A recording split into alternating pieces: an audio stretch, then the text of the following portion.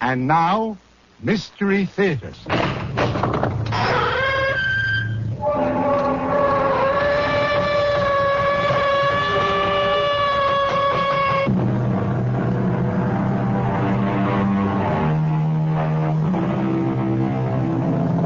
Come in. Welcome. I'm E.G. Marshall. Come in. What's that? Yes, it is rather dark in here. You see, we never turn on the lights. We don't need any.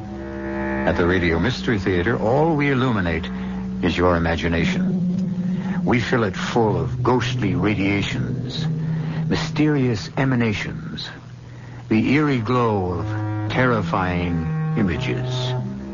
And now we have a most unusual image for you. The image of a doll.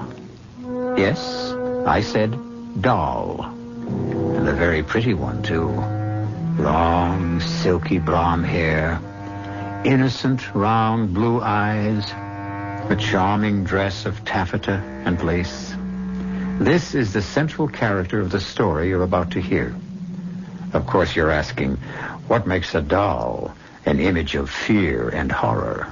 You've got to find it, Jimmy. You've got to get that doll away from him. Okay, honey, okay. Give us a little time. I don't have any time. If something happens to that doll, I'll die.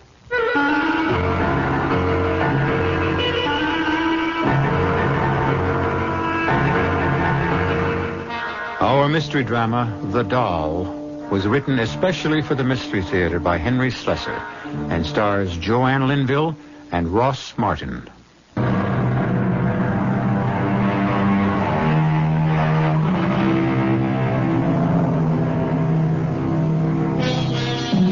Our story begins in the classroom of a small coeducational university.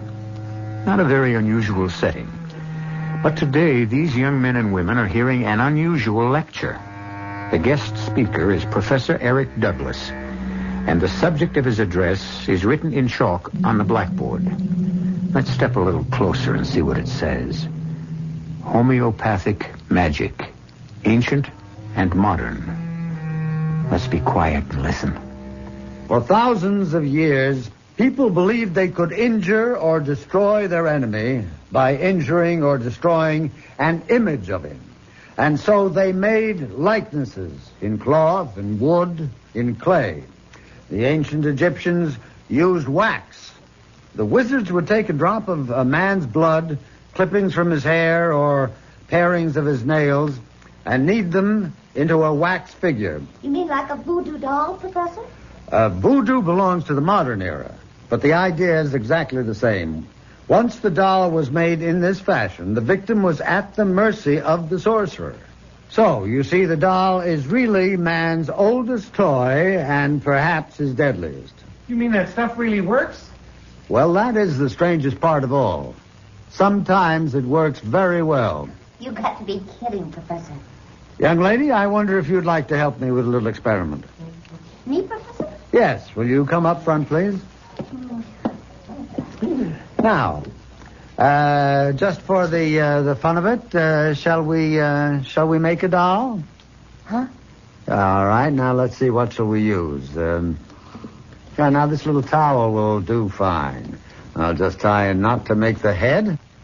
Yeah. And now let's dress it up a little. Can you help me? How? Well, with some part of you, a hair from your head, perhaps. Now, how about something you own? That ring, maybe. May I borrow that? Well, yeah, thank you. Now, we'll put that around the neck. And voila. We have an instant voodoo doll.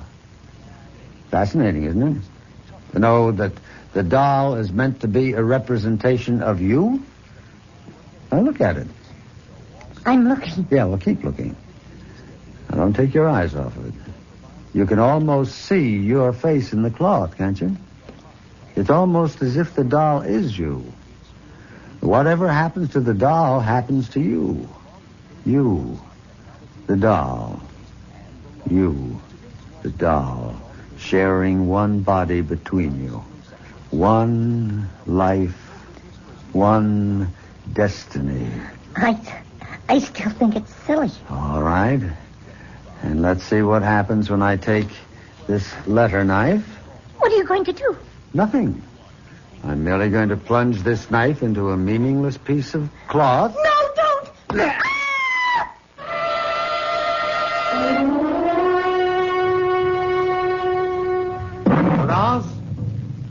Prudence? Prudence? You called me Professor? Yes, I want to know what you think of this record. Fred Cartwright sent it to me. Claims it's an authentic Damballa ritual march. I could not say, Professor. I think it was probably recorded on Hollywood Boulevard. Well, that's enough of that. Well, what's become of Laura? Isn't she home yet? She's just arrived, sir. She's in the living room. Oh. Laura, darling. I didn't hear the door. You're very late.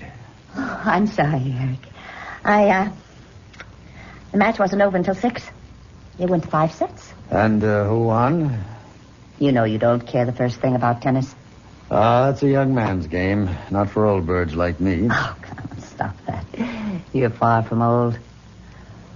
Oh, Prudence, I hope I didn't spoil your dinner. It's all right, Miss Fletcher. I'll go see to it now. Eric, why won't she ever call me Laura? Oh, it's just her way. You know how it is in the islands. A servant's place is a servant's place.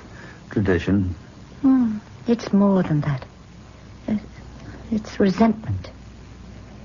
You've got your father's sensitivity. Harry was always thinking that people resented him. Maybe he had good reason. He wasn't very popular among his colleagues. Your father was a renegade. That's why. It's one thing to investigate primitive cultures. That's an anthropologist's job. But to spend your life among them, to raise your child among them... No, I never complained. Well, you managed to turn out pretty happily. But you're still half savage, of course. Am I? You can't fool me, Laura. You're still a child of voodoo, just like Prudence. Don't be silly, Eric. I know you, all right. When the full moon rises and the drums start to beat in the jungle and the serpent god Damballa raises his hooded head... Eric, stop it. What's the matter? I'm sorry. I have that awful headache. Again? Well, come on, let's take care of it. No, don't bother. I'll be all right in a moment. Best time to stop it is early. Right now. You listen to Dr. Douglas here, and we'll get rid of that pain in 2 minutes. Come on now. Lie back. All right. Now, just relax. Just remember how we've done this before. Yes. I remember. That's right. Now, shut your eyes, Laura. Think of your mind as a large, empty cavern. And in the cavern, you hear my voice. Very faint, as if I'm speaking to you from far, far away. Yes. You feel at peace, relaxed, happy. Your head is clear. Your pain is gone. Yes. It's gone. Oh, you're happy now, Laura. You're happy to be here with me. With me, my darling. Aren't you? Yes. I'm happy. You love me, Laura, don't you? Not in the way you loved your father. You love me as a man. I'll say it, darling. Say, I love you, Eric. I love you. Say my name, Laura. My name. I love you, Jimmy. What is the matter with you, Prudence? I'm sorry, Professor. The dish fell from my hand. What is it? What happened? Nothing. Nothing, my dear. You're fine. You're just fine. Prudence just dropped something. I came to tell you that dinner is ready.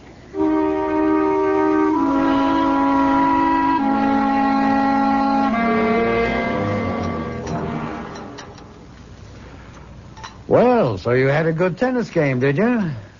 Was it mixed doubles? It was, as a matter of fact. Oh. Who was your partner? Not someone named Jimmy by any chance? Why, yes. How did you know? Oh, well, no mystery. You spoke his name while you were hypnotized. Who is Jimmy? Well, his full name is Jimmy Collins. You known him long? About 3 months. 3 months? Well, you never mentioned him before. Oh, I'm sure I did. I'd love for you to meet him, Eric. I'm sure you two would get along.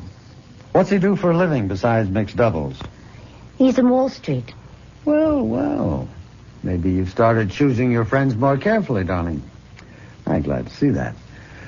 But, just the same. Eric, I wish you would stop talking to me like a scolding father. I am not your father. I was talking to you as a friend. I'm sorry. Do you wish dessert now, Professor? No. No, Prudence, no dessert. Gotta stay in trim. Who knows? I might take up tennis yet. Laura, I tell you what. Why don't you bring this Jimmy around? I'd love to meet him.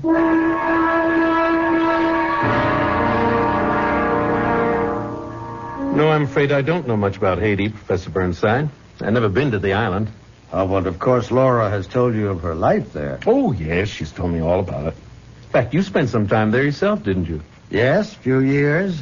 That's where I met Laura and her father, as a matter of fact. You can see that Eric brought back half the islands with him. Well, I have my souvenirs, like this thing, for instance. What is that? Looks a little tacky to me. Well, they call it an Ouanga packet. It's a charm the voodoo men use for every purpose. Some good and some bad. We should throw out that awful thing, Eric. Well, it was a gift made for me by an old Mamaloy in Port-au-Prince. It's a protective charm, guaranteed to ward off the devil. And, of course, Laura can tell you more about it. Laura's much more of an expert on voodoo than I am. You mean just because she was raised on the island? Well, it's an interesting primitive study. Otherwise, sheer nonsense, of course. Oh, well, you shouldn't have said that. You've offended Laura dreadfully. Laura's a believer, you know. She played with voodoo dolls the way other children play with Chatty Cathy and Betsy Witsy. Eric, please stop it. Ask her, Jimmy. Go ahead, ask her if that isn't so. Oh, I'd feel very foolish asking that question. Oh, Jimmy, of course it isn't so. Well, that's good to hear, frankly. I mean, it'd be a heck of a thing on our honeymoon, waking up and finding an Ouanga bag in my slipper. Did you say honeymoon? Yes. Didn't Laura tell you? Laura and I are engaged. We're going to be married next week.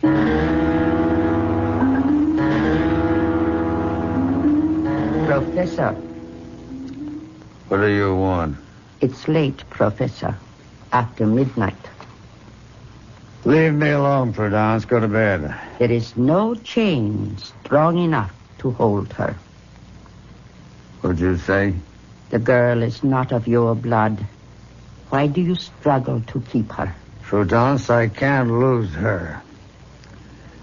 You hear me? If I lose Laura, I die. No, Professor. Oh, you've got to help me.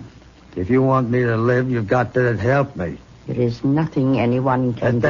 There is something that you can do. What is that? I've been thinking about it all night. Prudence, you can make a doll.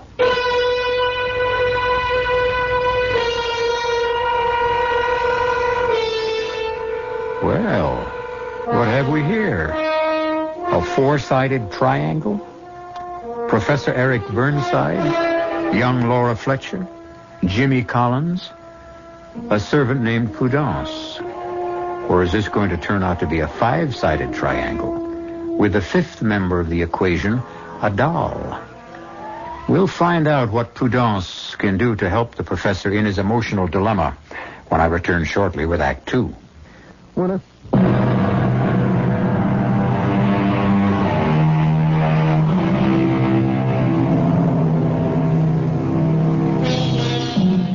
A week has passed since Laura Fletcher made her earth-shaking announcement to Professor Eric Douglas.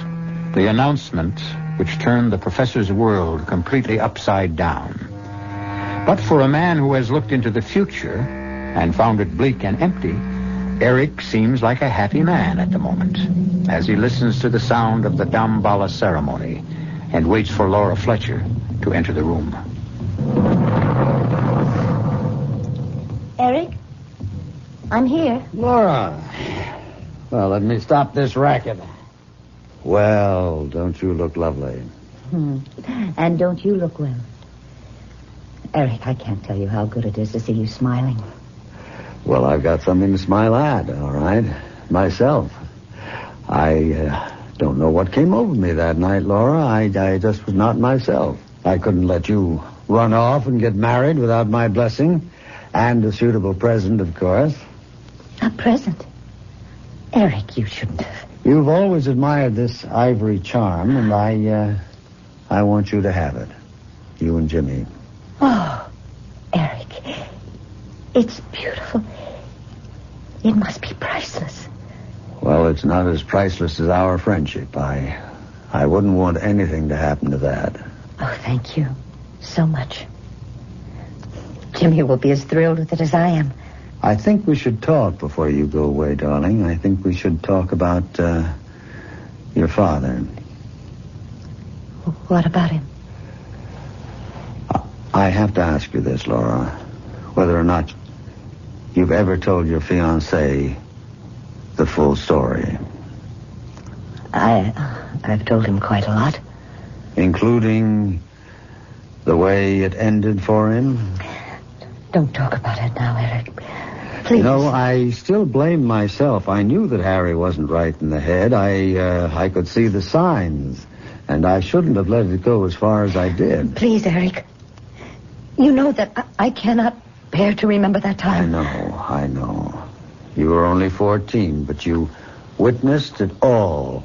His mad delusions. Don't. Oh, my head. Laura, what is it? It's that. The pain again?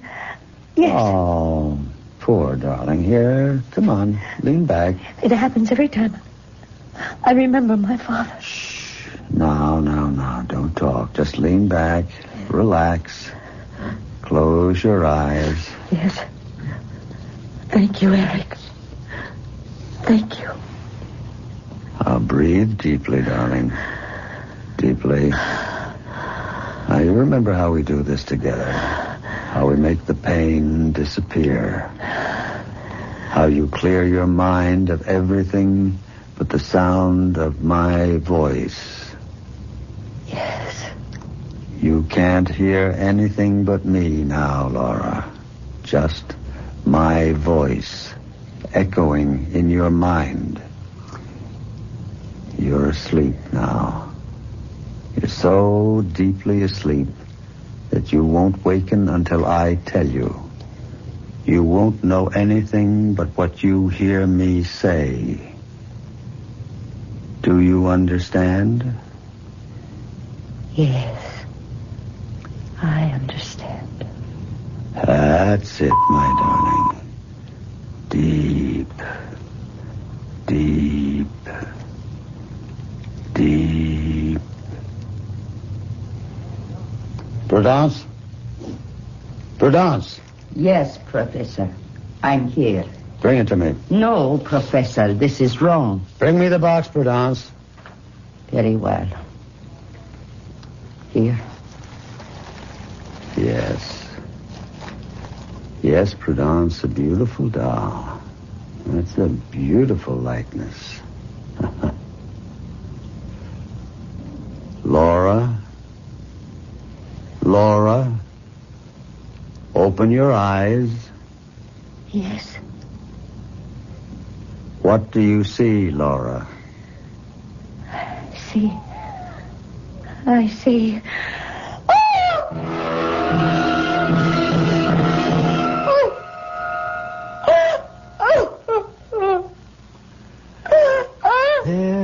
darling. There. It's all right. Don't cry anymore. What happened? What happened to me? Nothing at all. You were asleep and you had a bad dream. Asleep? Yes. You had one of your headaches, you remember? And I put you under hypnosis, and then I decided to let you sleep it off. You seem so tired. I feel so strange. I know. The truth is, well, I'm not sure that you're well. What do you mean? When do you and Jimmy plan to get married? This weekend? I can't help wondering if that's wise. What do you mean? I wonder if you're well enough. You seem so run down, and the headaches are obviously worse. Took a long time to make you lose the pain. Eric, Jimmy and I are getting married this Saturday. We're driving to Crompton Lake, and we're getting married by the Justice of the Peace. Nothing is going to change that. Nothing.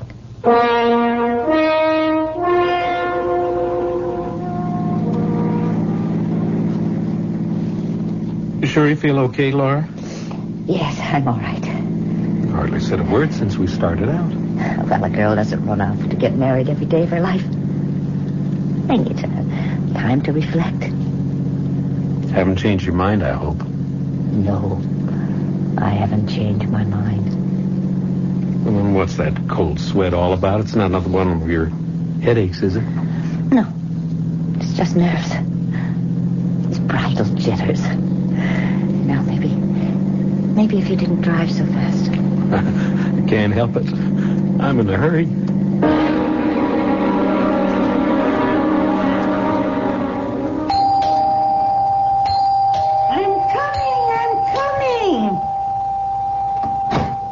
Don't have to rip the bell off the door, young man. I'm sorry about that. My name is Collins. I called this morning about the wedding. Oh, the judge is inside. He's near deaf as a post, so better make the I-do's good and loud. I intend to.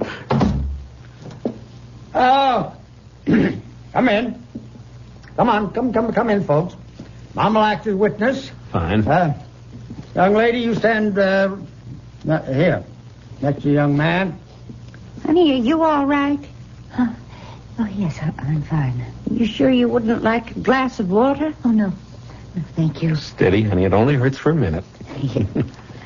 Dearly beloved, we're gathered together here in the sight of God, in the face of His company, joined together this man and this woman, holy matrimony. What's wrong? Which is an honorable estate instituted by Just a God, little shortness of breath. signifying unto us, Laura. union, as betwixt Christ and His church, Oh, it's a which holy majesty. estate Christ adorned. Oh, and Jimmy. confided to His What's the friends. matter? What's the matter? What? I've got this awful pain. This terrible pain.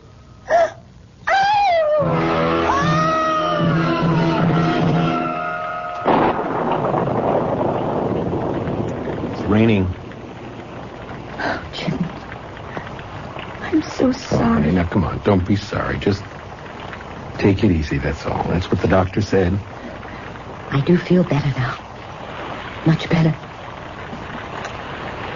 Oh, who would have thought the day'd turn out like this? Stuck in a cheap motel across the street from the Justice of the Peace. We're not even married yet.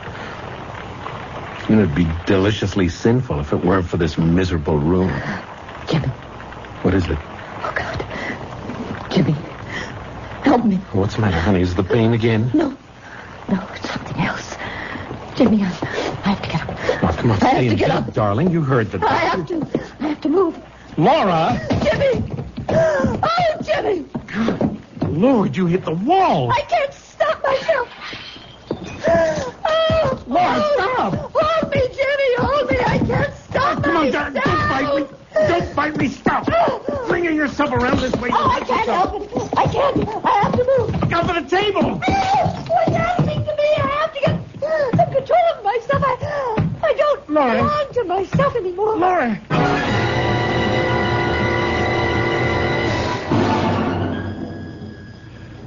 I can't tell you how sorry I am, Jimmy, but I also can't say that I'm surprised. Well, what do you mean? Well, my field is anthropology, but I'm not a complete stranger to the psychological sciences. In my opinion, Laura's problem is the result of a conflict, the difference between two worlds, the world of everyday reality and the dark world of superstition. No matter how much she laughs about it now, Laura grew up believing in devils and zombies and voodoo dolls. Come on, I just can't believe that. Well, that's why I feel so strongly that Laura, well, she just isn't ready for marriage. Well, here, let me show you something. What is that? It's a doll. Now, as you can see, it's a very good likeness of Laura. Prudence is an artist of sorts. Your servant made this? Yes, it's her hobby. It's a sort of sculpture. But what do you suppose Laura did when she saw this doll? She screamed. She was horrified. She thought it was a voodoo effigy. And whatever happened to the doll would happen to her. No, Professor, I'm sorry. I just can't buy that explanation. Yes, I was afraid that you wouldn't. Laura's too sensible. This is all such childish Would stuff. you care to test the theory? Test it? How? Yeah. Well, would you be willing to conduct a little experiment? It might. Depends on what it is. All right, I'll tell you. At exactly 9 o'clock this evening, I will take our little doll here and bring it to that fireplace. And I'll hold the doll over the flames, high enough so that it won't be scorched, but low enough so that it can feel the heat. Oh, dolls don't feel. No. Dolls don't. But Laura is another matter. You tell her what I'm doing. Tell her about the experiment. And then see how she reacts. I'm sorry, I don't like politics, Professor. I just want you to know what you're up against, Jimmy. Now remember, exactly 9 o'clock.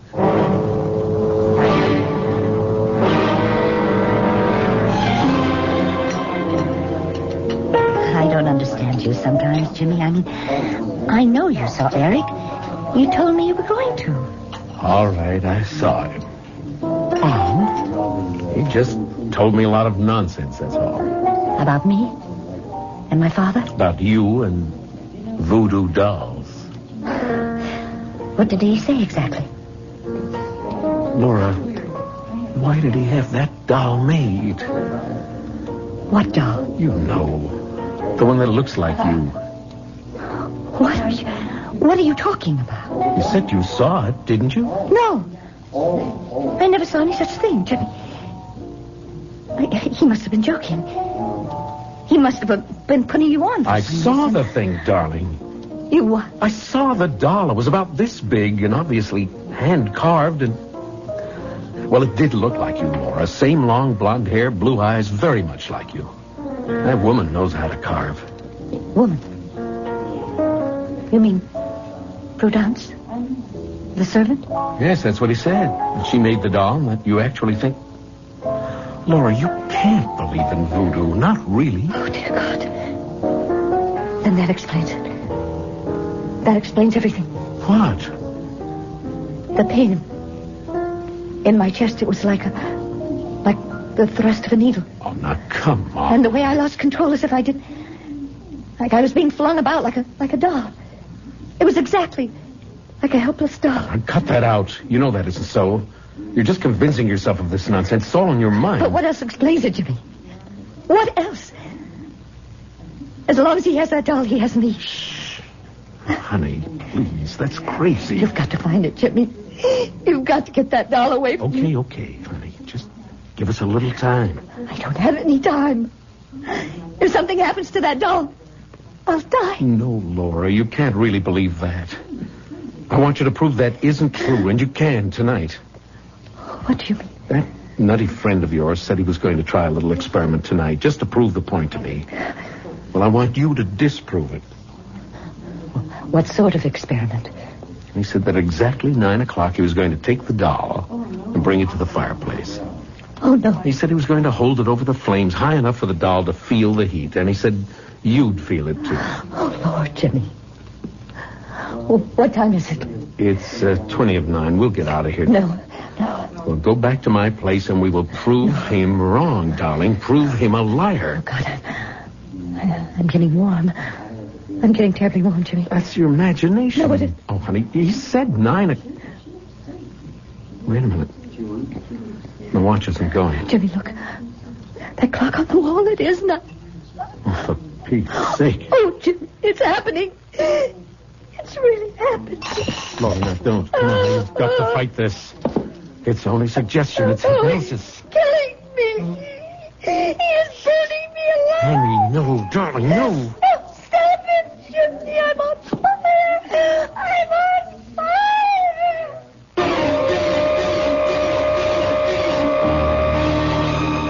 Yes, the mind is a powerful weapon. And when it's turned against ourselves, it's the most dangerous weapon on earth. Can Laura Fletcher find a way to stop her own mind from tormenting her and possibly ending her life? At least she isn't alone in the struggle. We'll find out what Laura and Jimmy can do about the deadly doll that menaces her when I return shortly with Act 3.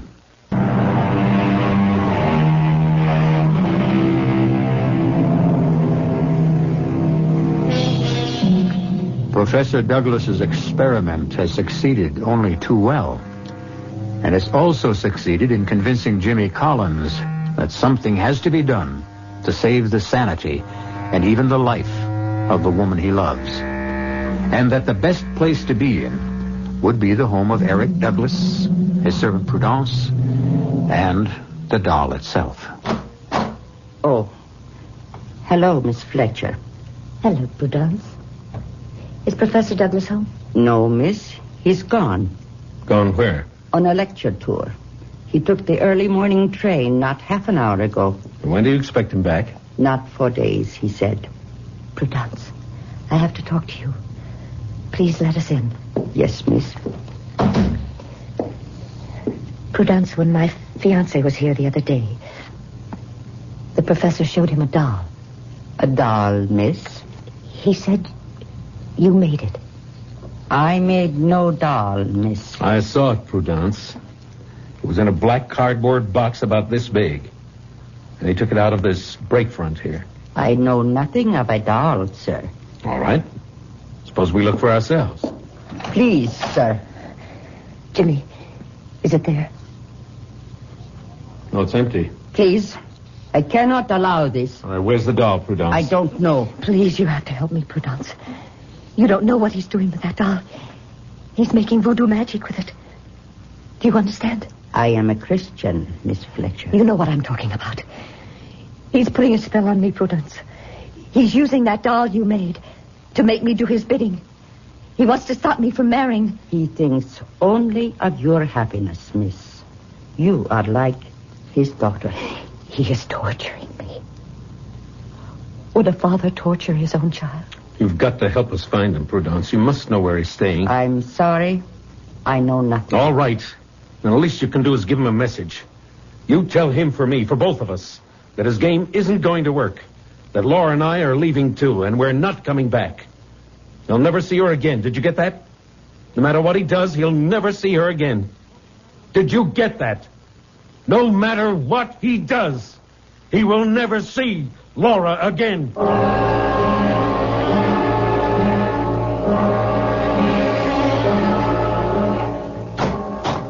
Prudence? Prudence? Where are you? Dear Professor, did you have a good tour? Yes. No. I don't remember. It was endless. Seems like far more than 3 days. They were here, Professor. Who? Miss Fletcher and her young man. They came to see you and to find the doll. You didn't let them? No. It is still hidden. Good. The girl says you are torturing her. Only for her own good, Prudence.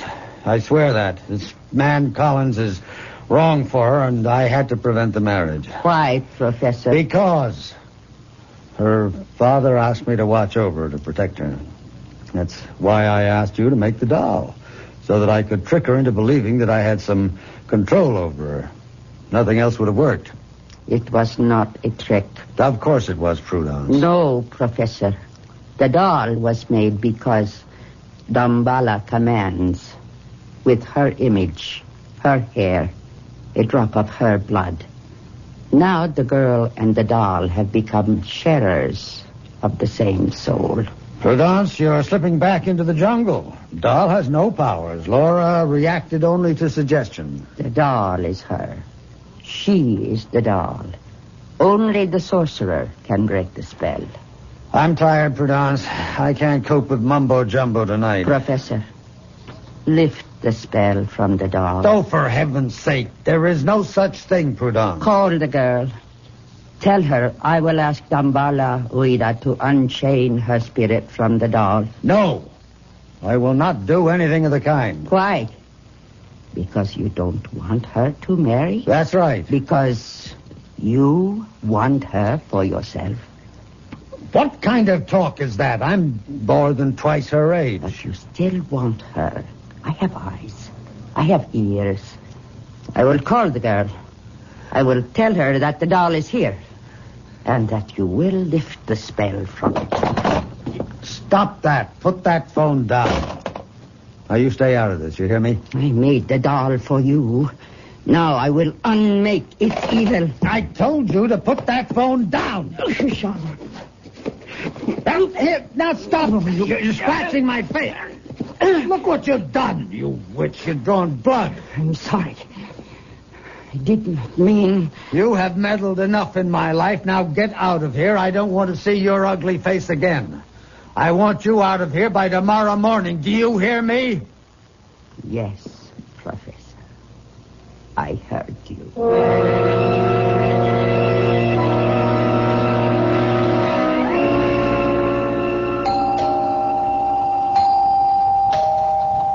A moment.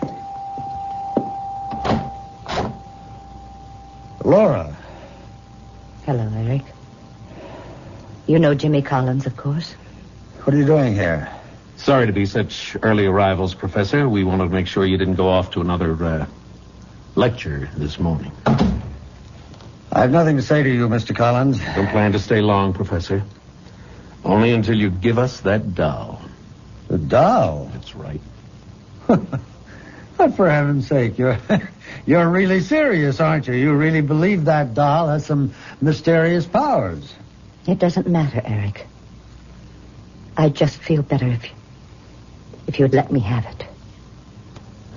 I know it's here. How do you know that? Who told you? Prudence called me. Prudence? Yes, very late last night. She told us that the doll is in the hall closet. In a black box. She lied to you. Woman's gone crazy. I had to fire her. Want me to look in the closet, Professor? How dare you? I could have you arrested for what you're doing. Eric, please. We've been friends. Friends for such a long time. Friends. That is a beautiful word, isn't it? Friends. Almost as good a word as father. That is all I ever meant to you. Oh, Eric. Let's have the doll, Professor. Oh, yes, the doll. The voodoo doll. Mr. Collins, I think that you are as mad as she is. Maybe I am mad, Eric. But I am afraid of the doll. I can't help myself. So please let me have it. I'll give you 1 minute to lead us to the doll, Professor. Oh, and then what will you do? Pump me full of lead? And I'll find it myself. In the course of it, I might break quite a few things. Quite a few things in the process. Things you may value. All right, I will show you the doll. There. Is that what you're after? It does look like me. I think I remember seeing it once before, but it's as if it was in a dream. I'll take that, Professor. Stop right there. What? Now, suppose I didn't give you the doll. Suppose I smashed its head instead. Eric. All I have to do is smash the head against this wall. One sharp blow, and the head is broken. The skull caved in. The pretty blue eyes shut forever. Huh? Shall I, Laura? Eric, why are you doing this to me?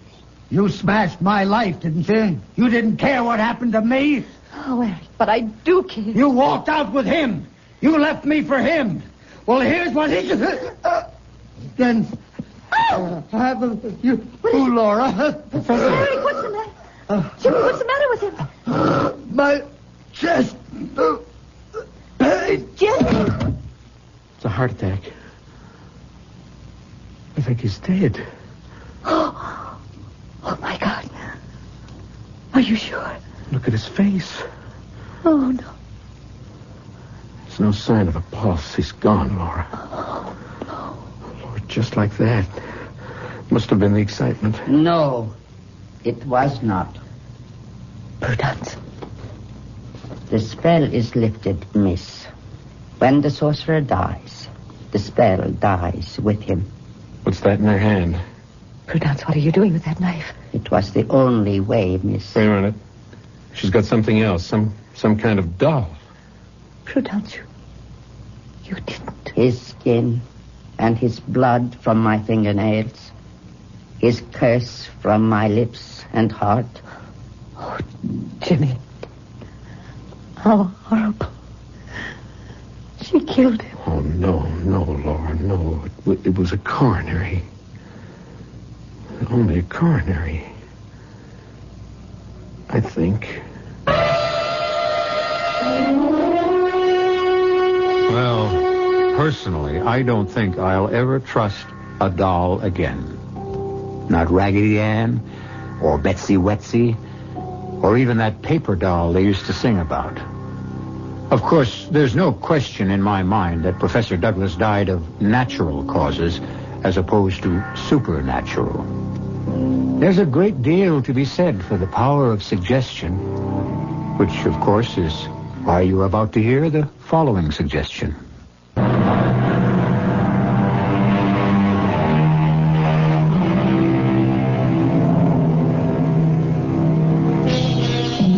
We hope that the story you just heard hasn't given you any ideas, that you're not all rushing out to the local toy store to buy up their supply of dolls in order to try some grisly experiments on your least loved ones. Take our word for it. It doesn't really work. But on the other hand, why do I have this sticking pain in my left shoulder? Our cast included Joanne Linville, Ross Martin, Virginia Gregg, and Carl Swenson. The entire production was under the direction of Hyman Brown. This is E.G. Marshall inviting you to return to our Mystery Theater for another adventure in the macabre. Until next time, pleasant dreams.